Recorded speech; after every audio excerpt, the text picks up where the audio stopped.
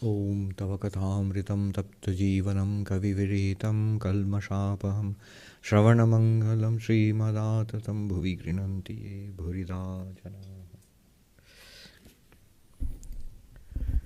So in this class we read the Gospel of Sri Ramakrishna, which is an English translation of the Sri Sri Ramakrishna Kathamrita, a record of the conversations, teachings of Sri Ramakrishna. The recording was made by, handwritten notes, was made by M. Mahendranath Gupta, who was a school teacher, one of the closest disciples of Sri Ramakrishna. So we're going to start this section dated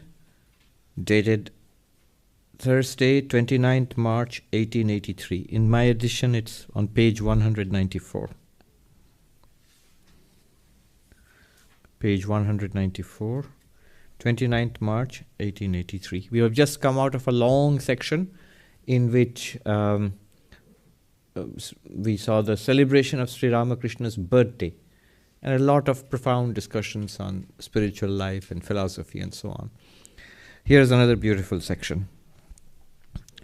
So I'll read, as usual, I'll read for a while and then comment upon it, and I'll invite you all to, whenever you feel like, just pitch in, raise your hand if you want to make an observation or ask a question. The master had taken a little rest after his noon meal when a few devotees arrived from Calcutta, among them Amrita and the well-known singer of the Brahma Samaj, Trailokya.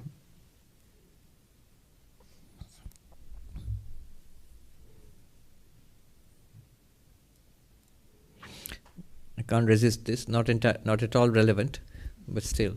Amrita, if the way you write it in English, you can pronounce it as Amrita also, but that becomes a woman's name.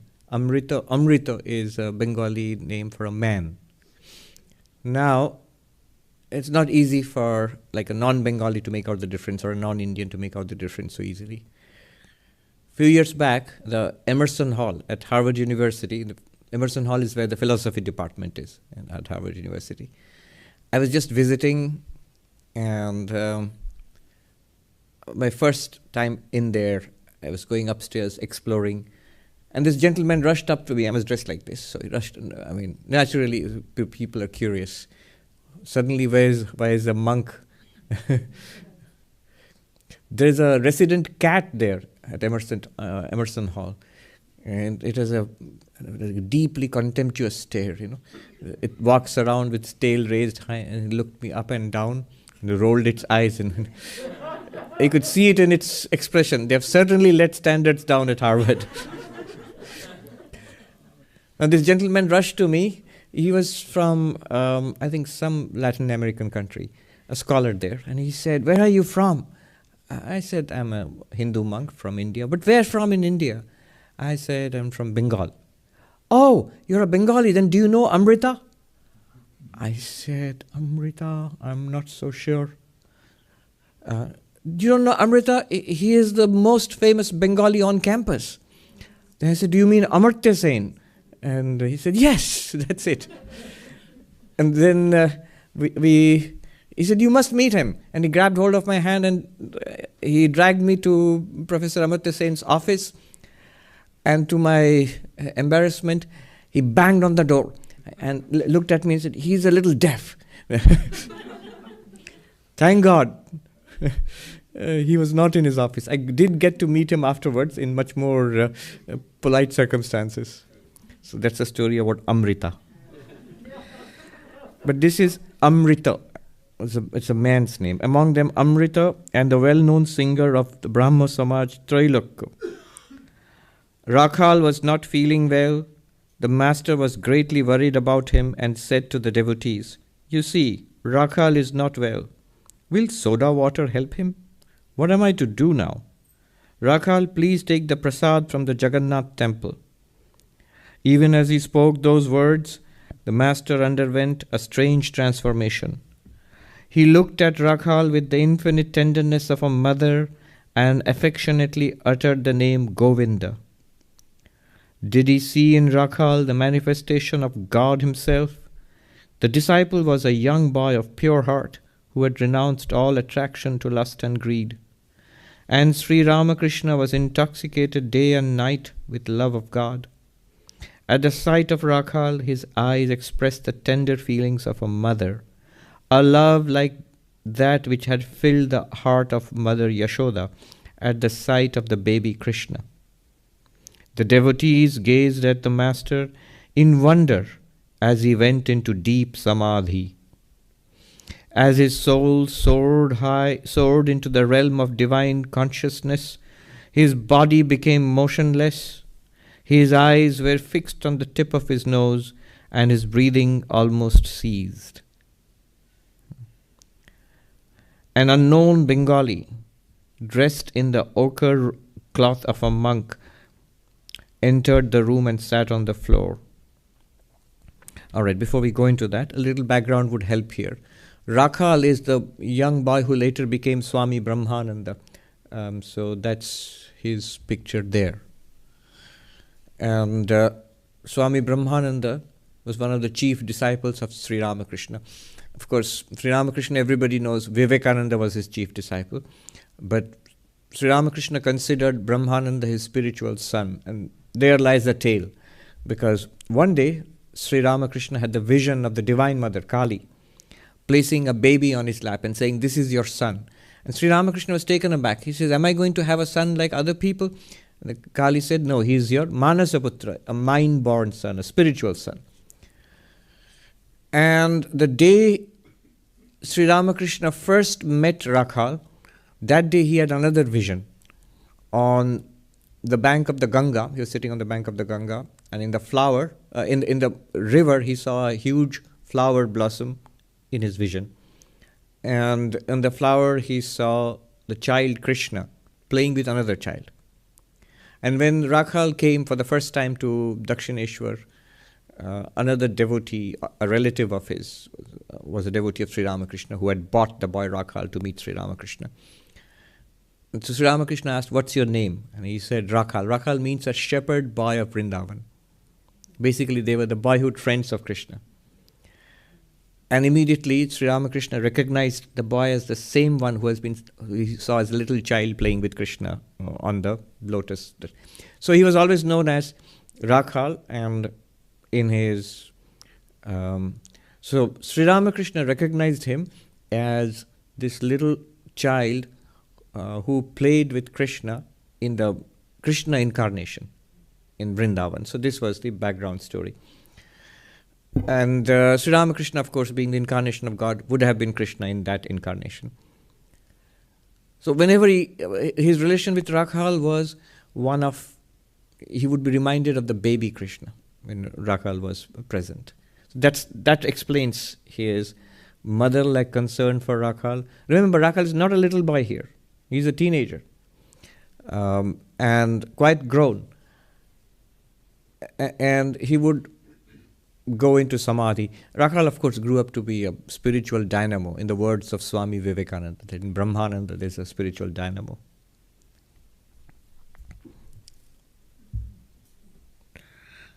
So he goes into samadhi, and it's an extraordinary state. People all around, sitting all around him, they feel the spiritual surge, the upliftment. But note, these are not usual human emotions, because he's so focused on Rakhal. So you'd expect, like a mother would be entirely focused on the child. But that's not the point. The point is God, because as the emotion intensifies, he loses all external awareness and is aware of something deep within. So that expression, and luckily it has been photographed, the expression on what is described here, his body became motionless, his eyes were fixed on the tip of his nose, his breathing almost ceased. That picture is there, this kind of samadhi. What he fails to mention here is this amazing smile on his face, extraordinary, like a sun blazing forth.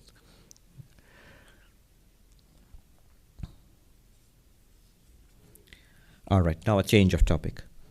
An unknown Bengali, dressed in the ochre cloth of a monk, entered the room. Ochre cloth is like this. Entered the room and sat on the floor. The master's mind was coming down to the ordinary plane of consciousness. Presently he began to talk, though the spell of samadhi still lingered. The master, at the sight of the ochre cloth, why this gerua? Gerua means ochre cloth, this cloth. Why this gerua? Should one put on such a thing for a mere fancy? So this cloth means a holy person, a monk basically in India. Should one put on such a thing for a mere fancy? A man once said, I have exchanged the Chandi for a drum. Chandi is a scripture. At first he used to sing the holy songs of the Chandi, now he beats the drum. All laugh. There are 3 or 4 varieties of renunciation. Afflicted with miseries at home, one may put on the ochre cloth of a monk, but that renunciation doesn't last long. Again, a man out of work puts on an ochre-wearing cloth and goes off to Benares. After 3 months, he writes home, I have a job here. I shall come home in a few days. Don't worry about me. Again, a man may have everything he wants. He lacks nothing. Yet he does not enjoy his possessions. He weeps for God alone. That is real renunciation. No lie of any sort is good. A false garb, even though a holy one, is not good. If the outer garb does not correspond to the inner thought, it gradually brings ruin. Uttering false words or doing false deeds, one gradually loses all fear. That means fear of being false. One gradually loses all fear. Far better is the white cloth of a householder. Attachment to worldliness, occasional lapses from the ideal, and an outer garb of gerua, how dreadful. It is not proper for a righteous person to tell a lie or do something false, even in a dramatic performance. Once I went to Keshav's house to see the performance of a play called Nava Vrindavan. They brought something on the stage which they called the cross. Another actor sprinkled water, which they said was the water of peace. I saw a third actor staggering and reeling in the role of a drunkard, a Brahmo devotee. It was K. Master, it is not good for a devotee to play such parts. It is bad for the mind to dwell on such subjects for a long while. The mind is like a white linen, fresh from the laundry. It takes the color in which you dip it. If it is associated with falsehood for a long time, it will be stained with falsehood. Another day I went to Keshav's house to see the play called Nimai Shannash, footnote, a play describing Sri Chaitanya's embracing of the monastic life. Some flattering disciples of Keshav spoiled the whole performance. One of them said to Keshav, You are the Chaitanya of the Kali Yuga. Keshav pointed to me and asked with a smile, Then who is he? I replied, Why, I am the servant of your servant. I am a speck of dust of your feet. Keshav had a desire for name and fame. To Amrita and Trailokya, youngsters like Narendra and Rakhal are ever perfect. Every time they are born, they are devoted to God. So Narendra is Vivekananda, Rakhal is Brahmananda. An ordinary man acquires a little devotion after austerities and a hard struggle. But these boys have love of God from the very moment of their birth.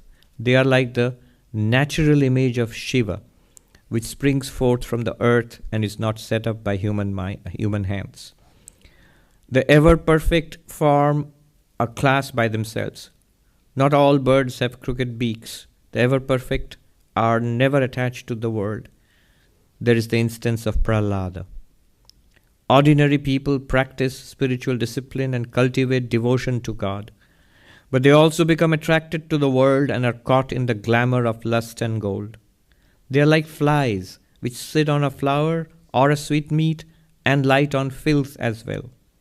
But the ever-perfect are like bees which light only on flowers and sip the honey. The ever-perfect drink only the nectar of divine bliss.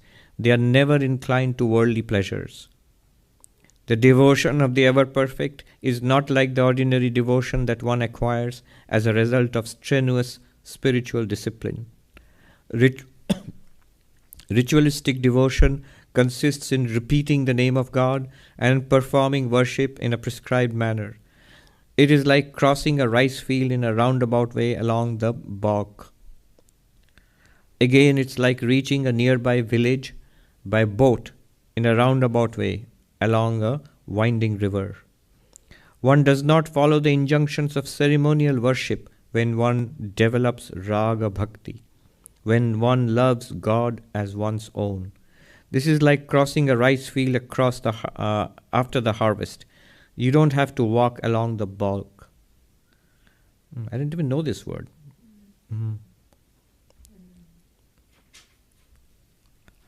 In Bengali, the word is al be jawa. That means it's a rice cultivating culture. So you have big rice fields.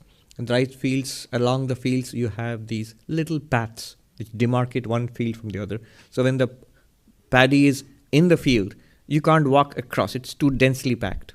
And you will damage the crop anyway if you walk across it. So you walk on those demarcations. They're very narrow. One person can walk on it at a time. But when the paddy has been harvested, so there's a very big field, you don't have to walk around on the demarcations anymore. You can just walk across the field.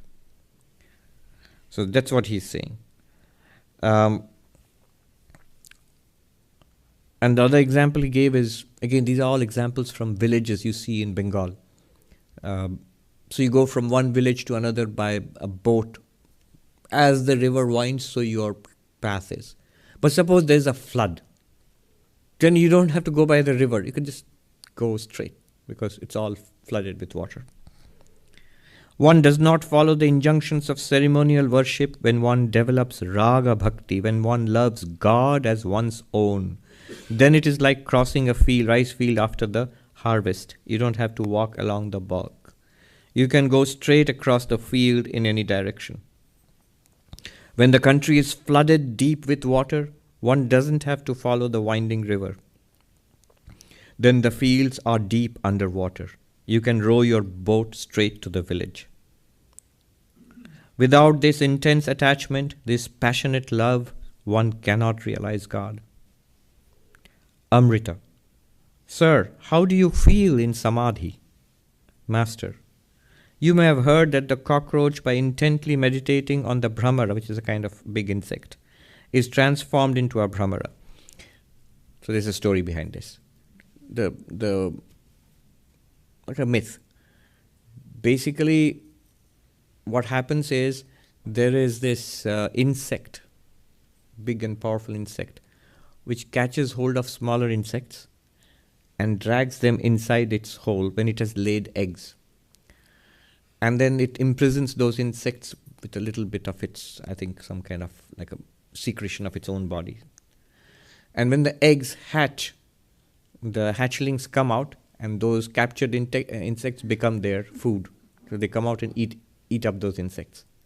And when they're grown up enough, they can emerge from the hole and fly away. Now what the villagers thought was, look, here is this insect. It's captured a cockroach, a little cockroach, and drags it inside. And afterwards emerges not only that insect, but another one like it. So the cockroach has been captured, it's been dragged inside and imprisoned, and the cockroach sits there and watches its captor. So it meditates on its captor and becomes like that insect, it's transformed into that. So now there are two of them. So this is like a nice story for meditation.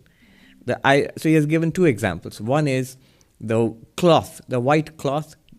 Whatever you dip, what color you dip the cloth into, it takes on that color. And the second one is the cockroach meditating on its captor insect and being transformed into that.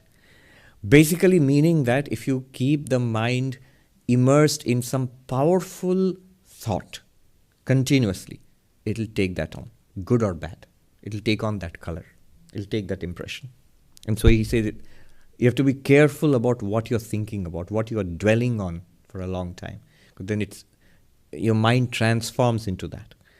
Over time, it becomes easier to think of that, and then difficult not to think of that. And then the mind sort of takes on the nature of what it's thinking.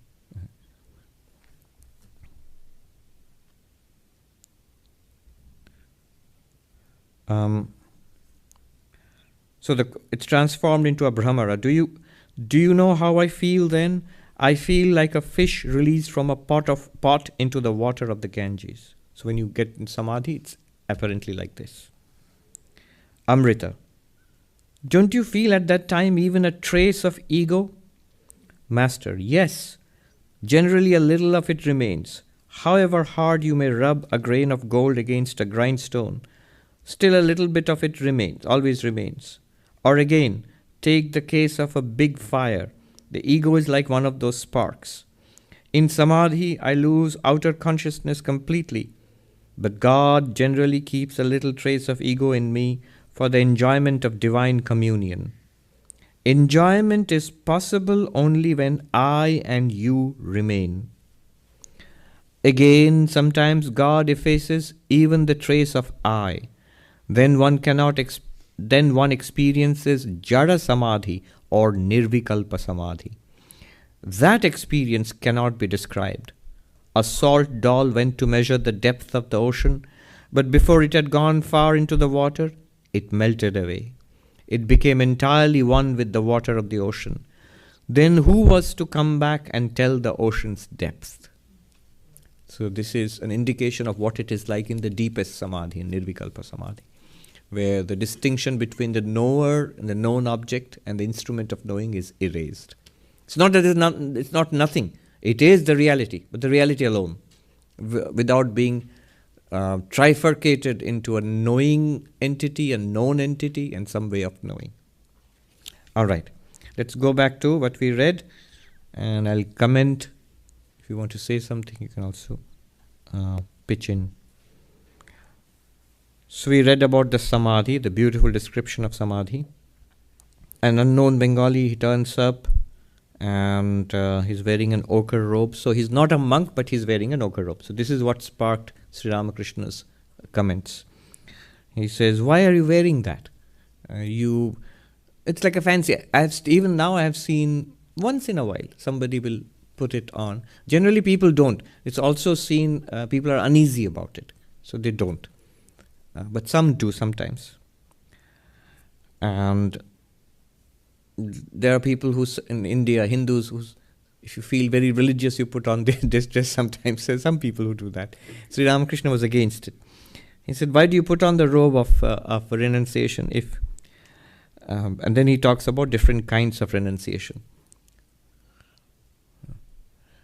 Vivekananda said, renunciation is central in spiritual life. It is that which takes you from conventional religion to spirituality. Vivekananda says renunciation is the turning point in spirituality, where you say, I do not want the world, I want God. Or you can use other language. I do not want the world, I want enlightenment, or moksha, freedom, whatever it is, or nirvana. Otherwise, what's the other option? I want the world, and God will help me to get it. Right? So I'm going to pray to God, and God is going to rearrange the world to my favor. Basically answer my prayers. And there's nothing wrong in that. That's most of conventional religion. If you go to temples, churches, wherever you go, people are praying, and most of the prayer is not for enlightenment. Most of the prayer is for things to go a little, praying to God, go a little easier on me in this world. Some excuses. I'm special, right? So cut me some slack. So that is the kind of prayer that we have for God. That is conventional religion. It's always a prayer for the world. For the world in the sense, it's a prayer for money, it's a prayer for advantage in position, it's all sorts of worldly things. But the renunciation is when I am all right with what's going on in the world. I'll be happy if things go a little better for me, but what I want is knowledge and devotion. Sri Ramakrishna used to say in Bengali, Gyan, Bhakti, Vivek, Vairagya. Pray for renunciation. Pray. See, some people may say, but I don't have that kind of dispassion for the world. It's enough if we want to have. Even if we want to have that kind of renunciation, that's also enough. Then Sri Ramakrishna, he sort of semi-humorously, he talks about different kinds of renunciation. There's the first guy who was miserable in the world. And he puts on an ochre robe and dresses up as a monk and goes away. This world is awful. People are nasty to me. I don't want to be here. I'm going to be a monk. Goodbye. We have all these stories about, because I'm a monk and so many monks I know, we all have very funny, interesting stories about how we became monks. So one monk told me that when he decided to join the monastery and become a monk, he one day grandly announced to his parents and his uncle and aunt, I am going to Belur Math, the main monastery in Calcutta. I am going to be a monk. And they said, that's good. Let us know when you go. And he said, what? No crying. Why are you going to be a monk? Don't do this. Nothing. Good, we support you. Go ahead. And he was like, I mean it. And said, yes, good for you. And then he finally called a cab. And he packed a bag and he stormed off and sat in the cab. And from the house, he saw his parents or his relatives waving him bye. And the taxi driver asked him, the moment he got into the cab, the taxi driver asked him, Belur Math, right? And he said, yes, how did you know? He said, I just had to take one look at the situation, I know. You're going to be a monk. In Bengali, he said, Dekei bujechi.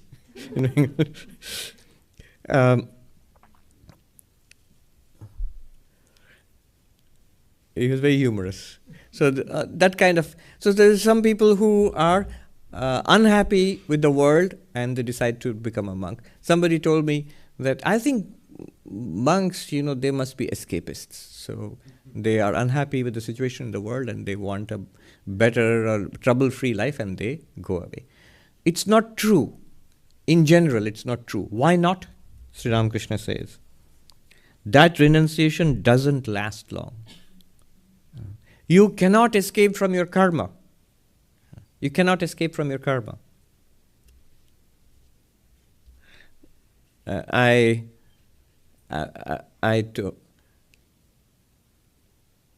remember this monk who told his mother, I'm going to be a monk and meditate in the Himalayas. And his mother said, but what about mosquitoes? Now she had a point. Why is point? That you want to escape troubles here in this world. Well, there are troubles there too. So whether it's mosquitoes or it's cold or it's the poor food, whatever it is, you cannot run away from your karma. If things are unpleasant for me right here, if I change the place I'm staying in and the people I'm staying with, I want to be all by myself, something else will come up. Something else will come up. Our bodies by themselves are enough to make us suffer. Maybe somebody just falls sick, then what do you do? So it doesn't last long. And when that problem comes up in that life, then he thinks that it wasn't all that bad there, in the previous one. Maybe I should go back. Grass is always greener. Then there is another kind. He can't find any work.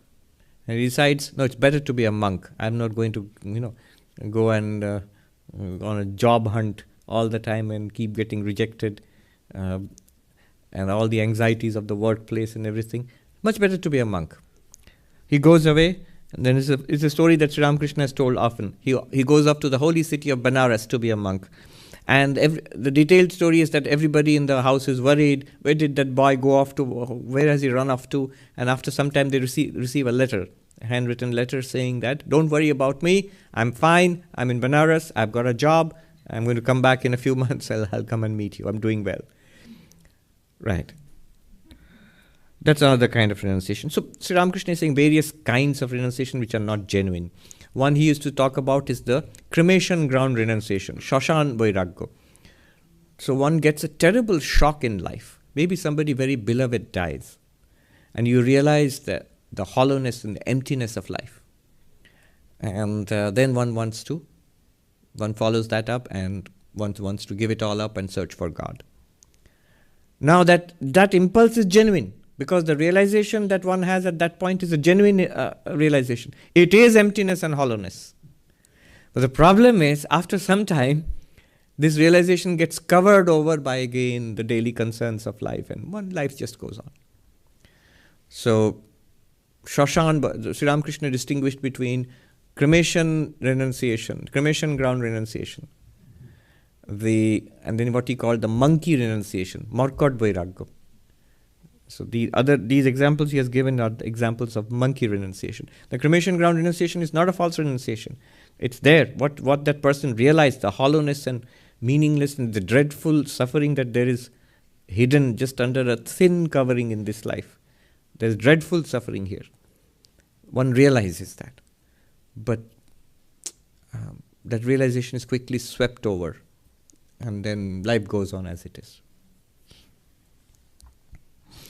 Most people don't have a spiritual impulse, so when they suffer, everybody will suffer. So when they suffer, they suffer, they weep, they feel the hollowness of life, but they don't see any other option. And slowly time heals, and so they can sort of get back to some semblance of normality in life. Those who have a spiritual impulse, they feel, yes, what am I doing here? This is hollowness, this is emptiness. Let me pursue that which is high and noble and true and good and eternal, not the non-eternal. There also, if that impulse towards God is not strong enough and one does not hold on to that renunciation, that becomes that cremation ground renunciation. After some time, that impulse fades away. Then he gives an example of true renunciation. A person who has everything, he lacks nothing, but he does not enjoy his possessions. He weeps for God alone. That is real renunciation.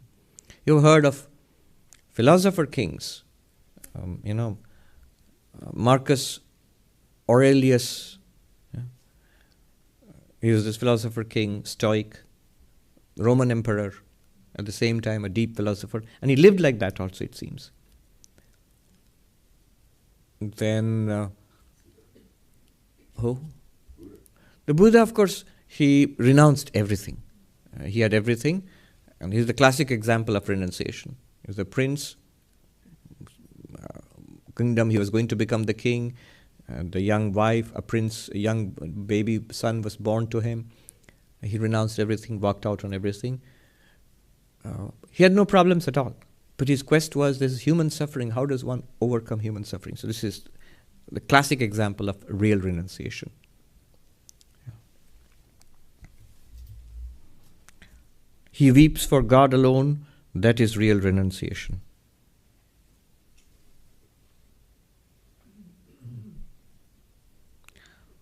No lie of any sort is good. A false garb, even though a holy one, is not good. And then he says, uttering false words or doing false deeds, one gradually loses all fear. And then he gives a warning. Being worldly, occasional lapses from the ideal, an outer garb of Gerua, how dreadful. So he's talking to this person who just put on a Gerua cloth, but it's also a warning to monks, those of us who have become monks formally, that to be constantly aware of what the ideal is, what you have set for yourself and what you are showing to the world, and to stay true to that. It is not proper for a righteous person to tell a lie or to do something false even in a dramatic performance. So he gives the example of a man who was acting as a drunkard, acting in a play. And Sri Ramakrishna said it's not that he's criticizing actors, he loved actors, but he's saying it's not good for a devotee, a spiritual seeker who is acting in that way, because the reason he will give is the mind is like this cloth. You keep it dipped in a particular sentiment or thought for a long time, it takes on that color. Now, I didn't know. I talked recently to professional actor, trained actor, who now was in theater, now works in Hollywood, in films. And he said to me, I forget the name, it's a formula every actor has to develop for himself. No, it's a formula that every actor has to develop for himself or herself to snap out of the role. There's a name for it, I completely forgot. He told me. He said the actors are trained to do that. Because if you immerse yourself in a particular role very seriously, and it's like a spell you have cast on yourself. and only you can pull out of it. So you must design a way out of it for yourself from the very beginning. A method, a surefire method, which works for you. So it's like you have put your own identity into the background, into the locker room or something, and you put on this garb. It could be a tragic character, it could be a psychotic character. He told me a story about the Batman villain Joker. Was there an actor who and he committed suicide? I see. And he told me, this actor, he knew him or knew of him in the industry, and he said it's actually because of that role. So, yes, so it transforms you. And it can do, and if you play the role of a holy person, for example, and you play it, throw yourself into it, that can actually have an effect on your mind. I know somebody told me of a Marathi film in which the one who played Gyandev, famous actor, long ago in India. Those were black and white films. And that's the last role he ever played. Yeah. Sant Tukaram, and the actor, and he left, and then he went off. I heard the story. Yeah.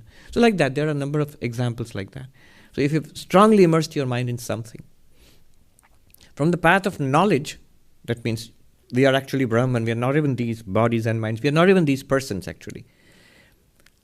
So there is this book by, I think, Peter Singer, I think, or Michael Singer, book on the untethered soul, Michael Singer. So there he gives an example. He says, now you see an immersive movie on a big screen. Now imagine that movie is 3D. So not only flat out there in a screen, it's all around you, 3-dimensional, like a virtual reality. You're immersed in that virtual reality. So they're 3-dimensional, and you can hear. Now you go a little further. Imagine there is motion, like you're moving. Go a little further. Imagine there is touch, all the senses. You can smell it, you can touch it. They're trying to do that now. Yeah. They took me to this MIT the media lab in Boston, where they develop new technologies. They showed me these haptic sensors. I put my hand into that environment, and there are bubbles. There are really no bubbles. In the virtual environment, it looks like a bubble. But you put on that glove, and you can pop those bubbles. You can feel it. There's nothing there. It's just the air. It's just the glove is putting pressure on your fingers. So you can, as if you're feeling pressure. You're touching something, holding a ball or something like that. You're feeling the pressure. Haptic. Then touch. Smell is very easy. You can just put the fragrance into the air. And then motion, you can shake the chair and you're sitting on in the movie hall. You can. That also has been introduced. Taste, hopefully, one day it will come, or hopefully not. So suppose all 5 senses you are being bombarded with now. All 5 senses. I saw the touch. There was this thing in, they call it a 5D theater in India. They had constructed a virtual reality in which Vivekananda jumps into the ocean and swims to that rock and meditates. And so you've got these glasses, you're sitting there, and you see Vivekananda come up from here, and there's the ocean roaring in front of you, and Vivekananda jumps into the water, and you are actually splashed with water. So there are these nozzles which will at that moment sprinkle you with water. And that's going a little far, I think. So imagine all of those are working on you. And you're just seeing this, experiencing it, all 5 senses. Next. And hearing and all of that. Next. Imagine thoughts are being introduced into your mind. So you are a character in the movie. And you are now thinking the thoughts, what that character is thinking. And then feeling the emotions, feeling the pain, the pleasure of that character. That is being introduced directly into your brain. And your own identity has been pushed into there's some blocker which has pushed your identity into the background. New memories have been introduced into you. Imagine. Very soon, you will completely forget that you're sitting in some kind of a futuristic movie theater and watching a movie. You'll just feel, this is the world. This is where I am. This is immersed in it. It's very difficult to snap out of it. This is Maya. Then Michael Singer says, this is exactly where we are. You are awareness itself. Now you've constructed this multidimensional movie for yourself. You're immersed in it and you've forgotten what you are. Advaita wants to show you what you are.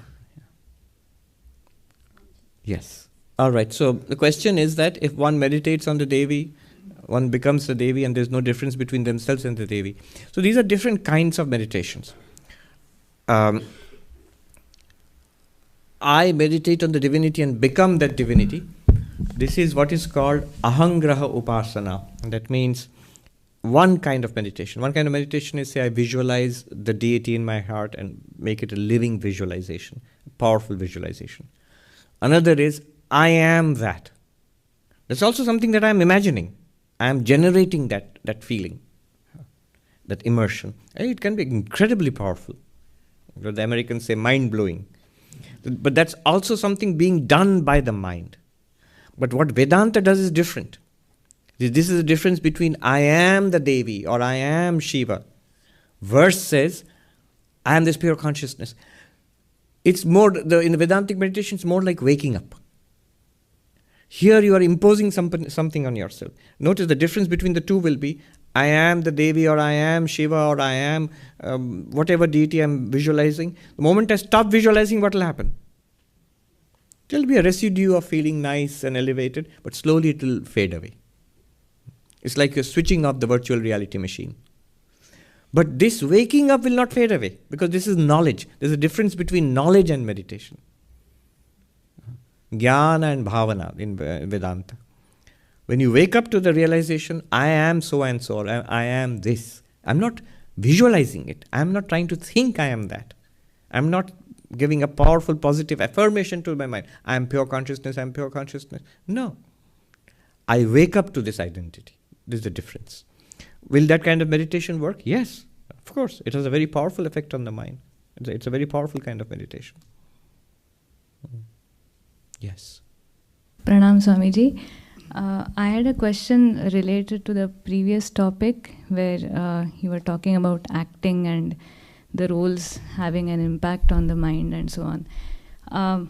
My question is not related to acting, but it's about music and performance.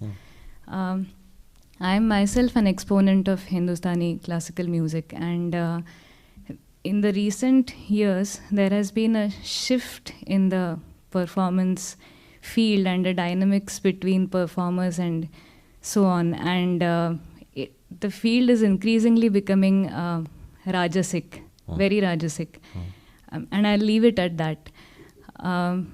My dilemma comes when, as a performer, I have to market myself and project my image as a certain kind of performer, and that just feels I'm being unfaithful to the Vedantic teachings that I'm learning, trying to imbibe, and it feels like it's opposed to my sadhana. So how do I... Don't do it. What is your sadhana? What is authentic to you? Let it flow from you. We can't be two persons. Yes. Be one person. And as you develop yourself in your sadhana and you perform, you are singing for God. Over time you will see you don't have to market yourself for success. God will market you to such an extent you won't need any effort. Just like that, it will be done for you. Those who market their product and try to get popularity and more, records and sell, they will achieve some success, definitely. You will effortlessly achieve such a level of success that they will be nowhere near you.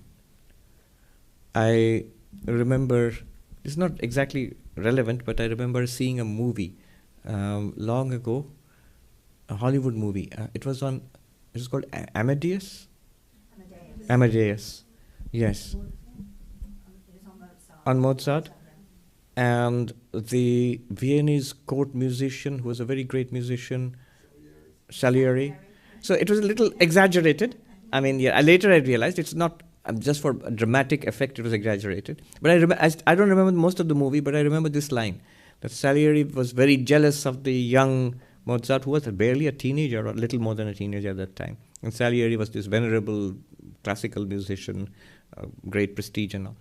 He said that it's intolerable for me to know that someone like you lives on this earth. That what I, with all my effort, all lifelong training, effort, and so much immense effort, you beat it effortlessly. It's something, it's like God fashioned you with His own hands. Yeah. Ramanujan, of course, an extraordinary. So these are extraordinary talents. But what I'm saying is, my trust is not on that, in that direction. What I'm saying is, since you are a devotee of God and you're singing to God in every performance, that will have a secondary effect on others. But you will be the primary beneficiary, because it will, your every performance. You won't have to divide your performance between my performance as a devotee, as a practitioner, my singing for God, and my stage performance. No, it's always one. It's always one. Every performance, in any case, you are already getting the inner benefit of it. And externally, it will be sometimes successful, sometimes not, ultimately very successful over time. I remember this was driven home to me very sharply. We had a very old monk in our ashram. He has passed. I can take his name, Nirmal Maharaj. He was Swami Triptyananda. By the time I knew him, his singing voice was ruined. But he was known, elder monks used to say that he was a wonderful singer in his youth, sing bhajans. We knew him as this wisecracking, like you have wisecracking old uncle in your house, so he's like that. He had a quip about everybody. For example, he was quite critical of everybody. He had something to criticize. And one of the things as monks we are told is not to criticize others. And so one day in the morning he said, at breakfast time, he said to me, I made a vow early morning. Today I'm not going to criticize anybody. But by the time I've come for breakfast, I find I've already criticized 2 people. So he was like that, very humorous. Anyway, the first time I actually heard him sing, he hardly would sing anymore because his voice was poor. And he was also one of the places where his favorite targets of criticism were the younger monks who were good singers. Singers are jealous of singers. So the younger monks who were good singers, and his criticism was, all those flourishes are not necessary. Some of them are trained classical singers. And he says, no, that's not necessary. You are not demonstrating your skill. You're singing before God. All that is needed is love and devotion, your connection with God. I still cannot forget one of the very few times I ever heard him sing, and that was I still remember in the temple in Deoghar, evening after Arati, after much persuasion, he was asked to sing a song. I still remember him sitting there, plain voice, just the harmonium, no tabla, no preparations, nothing. In the broken voice, he sang a song of surrender to the Lord. Unforgettable. You can raise the very hair on your bodies. Okay. Others sing wonderfully, and I've heard so many wonderful performances, all forgotten. And this Swami, I can still think. What happens is, he's singing, but there's a response from the other side. You suddenly feel the whole temple permeated by a divine presence, as if, only in this somebody's listening.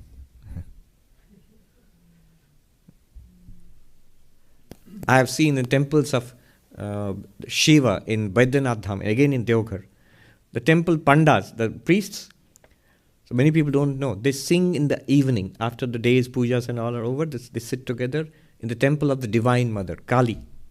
And Kali Kirtan, they sing.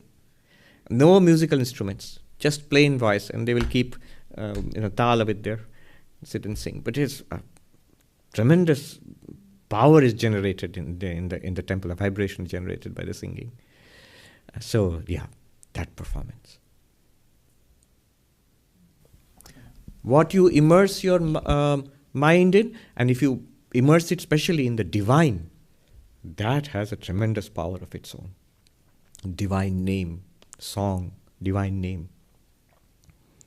Even if you fake it, Sri Ramakrishna is saying this, but the opposite is also true. If you consistently fake the holiness, you fake it till you make it. That also happens. What Sri Ramakrishna is criticizing, the opposite. You are somebody, this man is externally holy, internally he's not faking it. Internally he's dwelling on worldly things. And that's bad. Not a really holy man, but he's imagining, acting that as a holy person. That will work. Over time it will transform. I remember, again, actor. I've told this story earlier. It's very funny. It works mostly in Bengali, but anyway, I'll tell you. This was in our main monastery in Belur Mutt. Every year after the birthday of Sri Ramakrishna, there are a variety of cultural programs in the evenings, and they draws thousands of people from the locality. For example, folk theatre, plays. I don't know how much it will draw in the years ahead as it goes on, becoming more and more digitized, more social media, more internet and all. But anyway, so that was entertainment and didactic, learning things, moral lessons and stories of holy people and all. So there was one very funny play that I saw. I still remember that. So there was this man who was very addicted to money. In Bengali, taka. So he was very addicted to money. And one day, in his dream, this little blue boy, it's Krishna of course, appears to him and says, I'll tell you how you can be rich. And he's been praying for money. So he says, look, do this. Write Krishna. And as many times as you write Krishna, and at the end of the year, you bring it to me, whatever you have written. I'll give you my address. And I'll pay you like 1 rupee for every Krishna that you have written, which is a huge sum in those days. And so this man woke up in the start at the dead of the night and said, wow, this is great. And he starts writing, Krishna, Krishna, Krishna, Krishna. After some time, he thinks, why me alone? I can engage the people. And so he gets all the educated people in the village, and he, like long before Ford, an assembly line, not for the Model T, but for Krishna. He gives everybody writing materials and puts them on, and he's a regular slave driver, walking up and down and telling them to write more, faster, faster. And he promises, I'll pay you at the end of the year. And so he walks up and down it, and the actor was this funny little man, and plump, and he sort of rolled around the stage.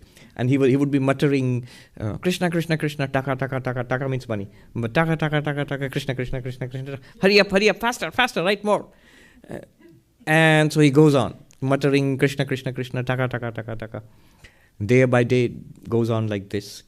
And at the end of the year, you notice he's muttering Krishna more than taka. But anyway, and at the end of the year, he has this prodigious number of notebooks filled with Krishna. And all these contractors that they're demanding money now. And he says, wait, I'll give you everything. I'm going to take all this and give it to the person who ordered it. And so he hires these bullock carts, and he has the address. So this is happening somewhere in Bengal. And in Bengal, they always had this thing of going to Puri, which is the abode of Lord Jagannath, which is in Orissa.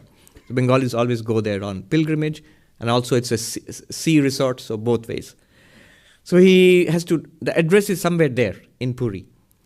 Of course, anybody who knows this, they know where the plot is heading. Because it's, after all, Jagannath in Puri is Krishna. And so this man goes with a convoy of bullock carts, all filled to the brim with notes, paper filled with Krishna.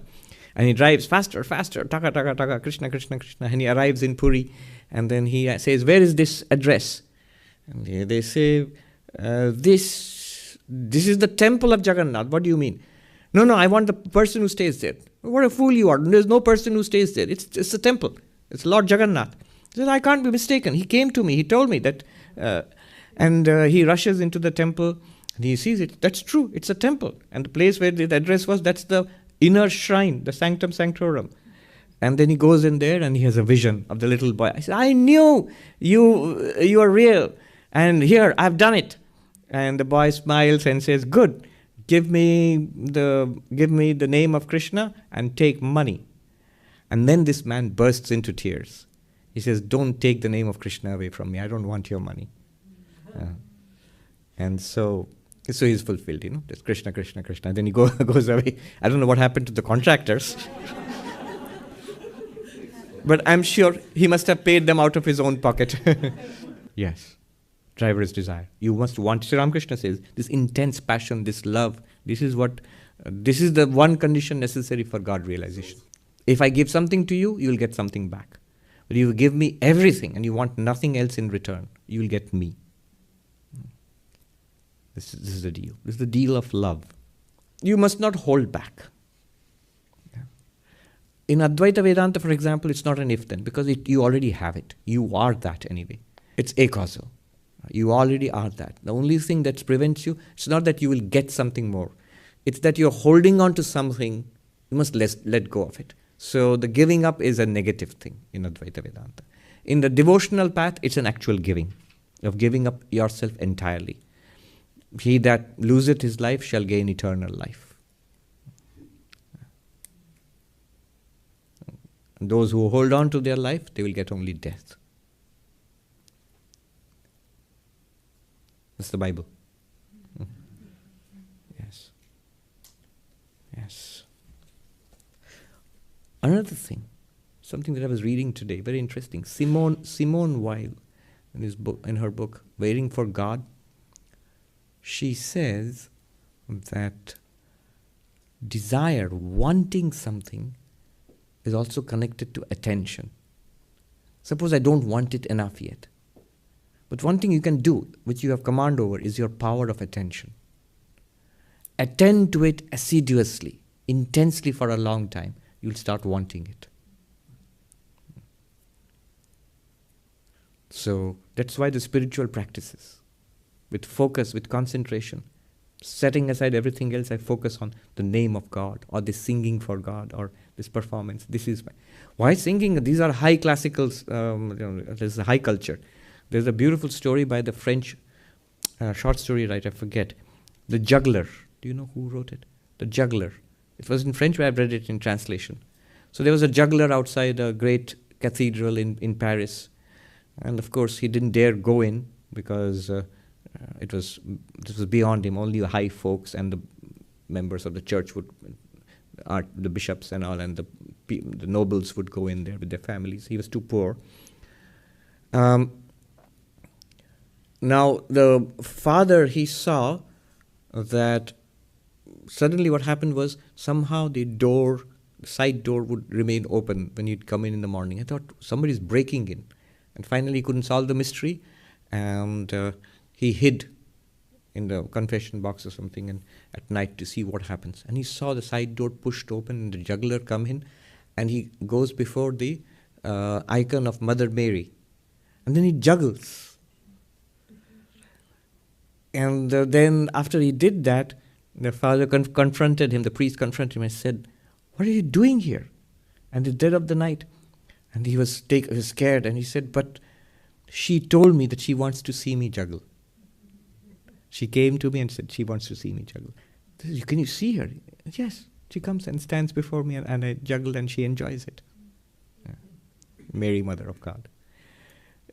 So that's an offering of love. Anybody else? You wanted to say something? Yes.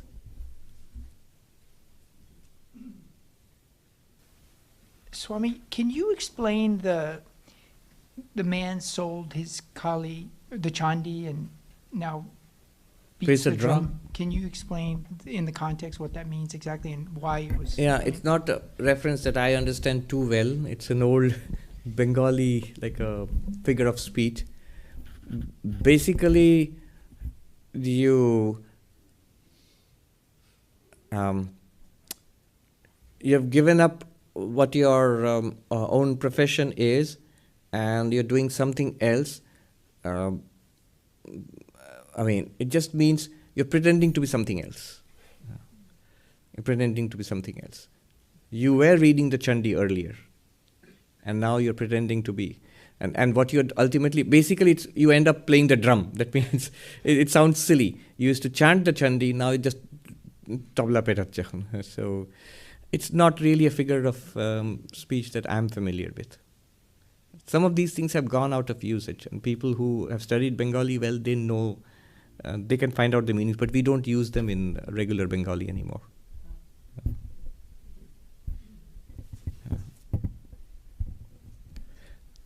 Swami Bhuteshanandaji, the 12th president of the order, he knew these things in great depth.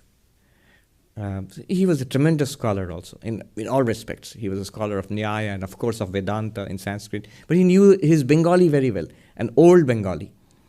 And Swami Gambhiranandaji, who was the president before Swami Bhuteshanandaji, also a great scholar himself, on these difficult points, especially in the Gospel, in the old Bengali, he would call Bhuteshanandaji to explain. And he would call Bhuteshanandaji his dictionary.